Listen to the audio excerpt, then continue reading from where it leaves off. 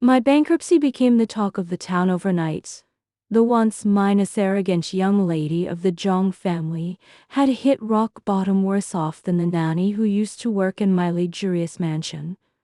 My bank accounts were drained, and credit card debts towered. I can't climb Maple Mountains. All the so-minus call friends who had once clung to me vanished without a trace, avoiding me as if I carried a plague. I had no choice but to face reality. Survival mattered more than pride. Dignity could not fill my stomach or pay my bills. I swallowed my last shred of self-respect, put on a faded delivery uniform, and started wandering the city streets, rain or shine, clinging to the meager income from deliveries to stay alive. Fate, however, played a cruel and absurd joke on me. One evening I received an order that led me to the towering skyscraper of the Lu Group. My heart plummeted when I saw the name on the order form. Lu Hui. Lu Hui was my lifelong nemesis. Born into a powerful, wealthy family, he was sharp, ambitious, and unbeatable in every competition.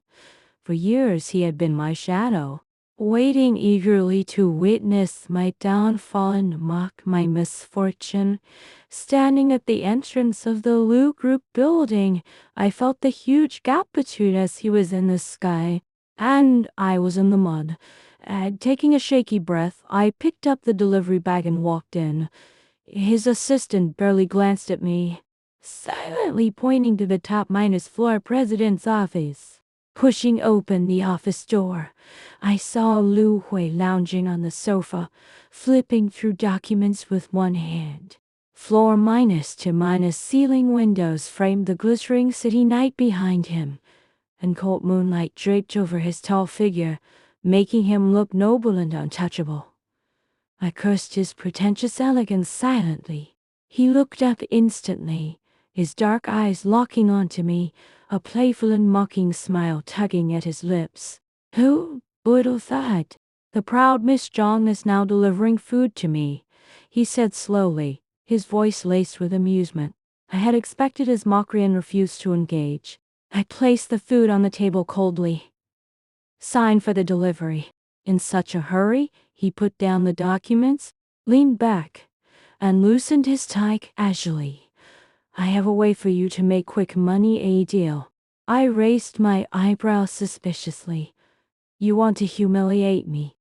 Not humiliation, he smiled faintly. His voice deep and hoarse. Just a deal. Kiss me, and I'll give you 100. So you won.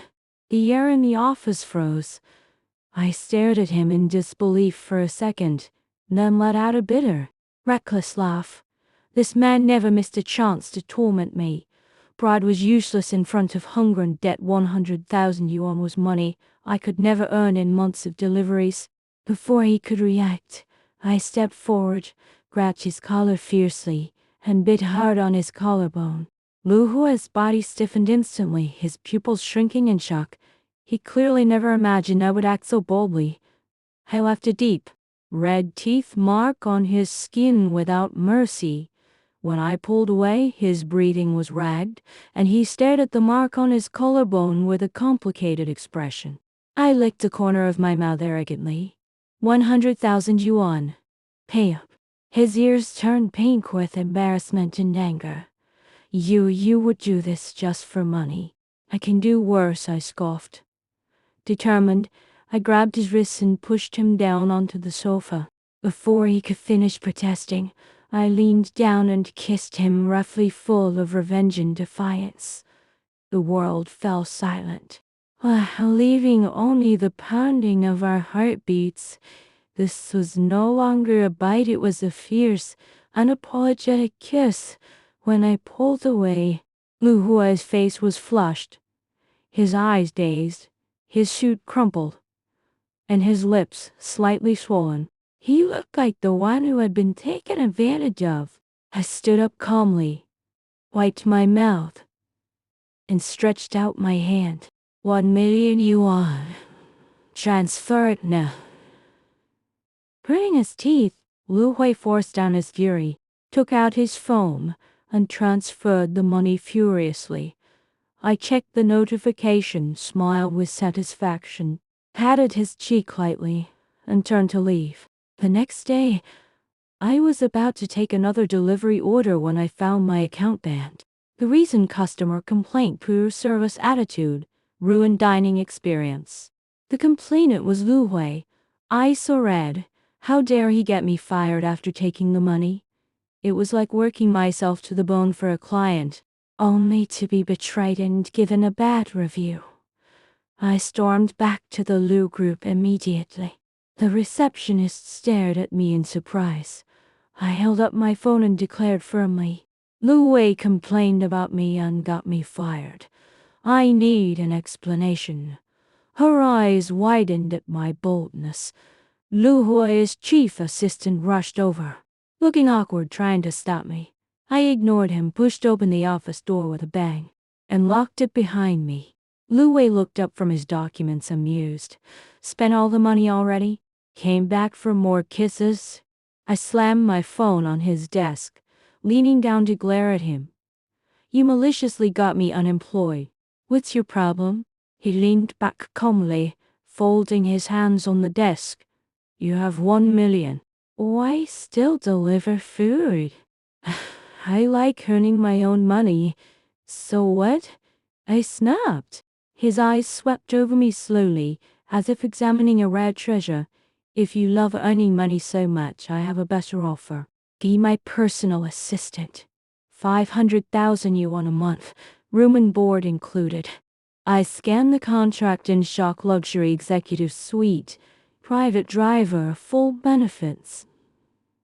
The terms were ridiculously generous, far better than any job I could get. "What trick are you playing?" "Simple," he said. "Handle my private affairs, be on call. No tricks." He paused, grinning mischievously. "Though you didn't mind attending to me on the sofa that day." I nearly exploded with anger but forced a smile. 500,000? You could buy a fancier dog, but you're far more interesting than any dog," he replied calmly.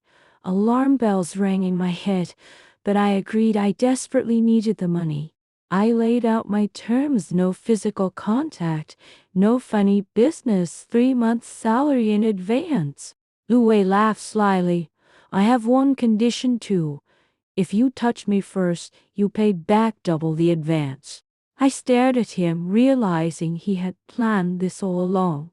I moved into his luxury penthouse in the city's most expensive area, only to find everything prepared perfectly.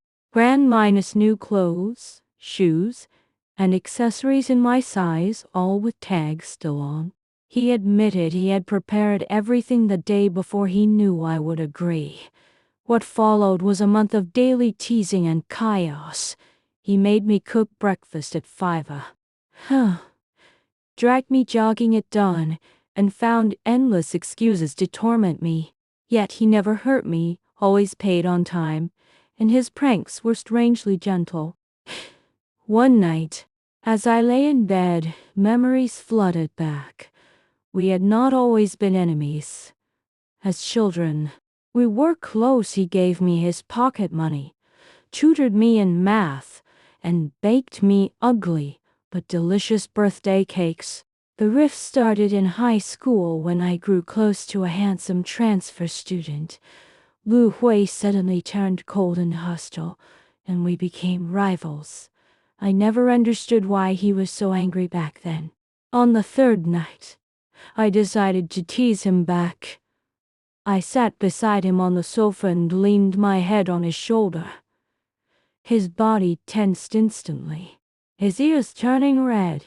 I used his own words against him. "Personal assistant, it has to be personal."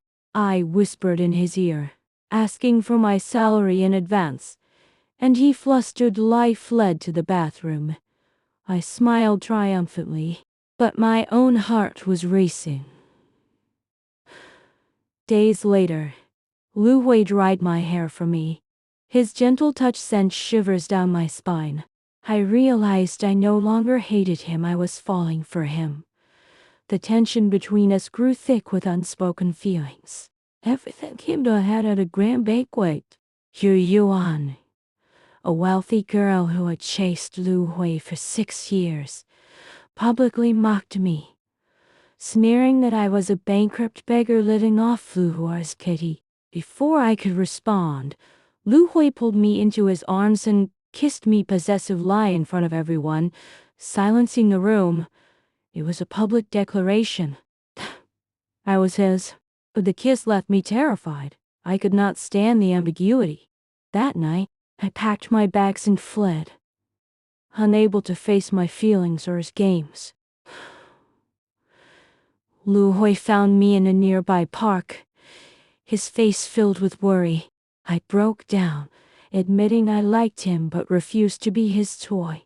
To my shock, he confessed everything. The delivery order, the assistant job, the money, all of it was his plan. He knew I was too proud to accept charity, so he gave me a way to take help without losing face. He had loved me since high school. His jealousy over the transfer student had turned him cold. He had been waiting for years to be close to me again. Tears stung my eyes. I grabbed his tie, pulled him close, and whispered, "Lu Hui, this time you win." He smiled softly, his eyes gentle. "I surrender, Miss Zhang." Under the quiet night sky, we let go of our rivalry and finally embraced the love we had hidden for years.